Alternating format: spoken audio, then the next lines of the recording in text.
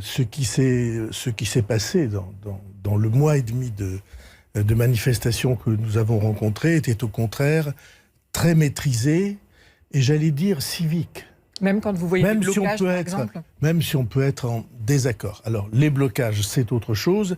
Et il y a, il est vrai, des coupures de courant arbitraires qui ne sont pas acceptables. Qu'on touchait des EHPAD, des centres très IRM. grosses atteintes pour tous ceux qui veulent circuler, qui ont besoin pour leur famille, qui ont besoin d'aller à des cours ou à des examens. Ça vise aussi les politiques qui soutiennent la réforme. Et j'ajoute que ce qui se passe avec la grève des éboueurs à Paris est purement et simplement insupportable pour un pays comme le nôtre.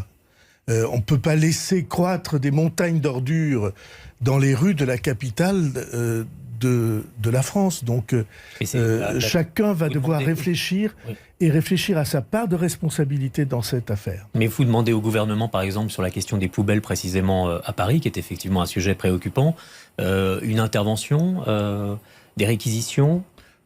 Je pense que s'il faut prendre des responsabilités et des décisions qui soient de cet ordre-là, les Français et les Parisiens et tous les visiteurs ne peuvent pas accepter l'idée que Paris soit envahi par des montagnes d'ordures. Je sais bien que...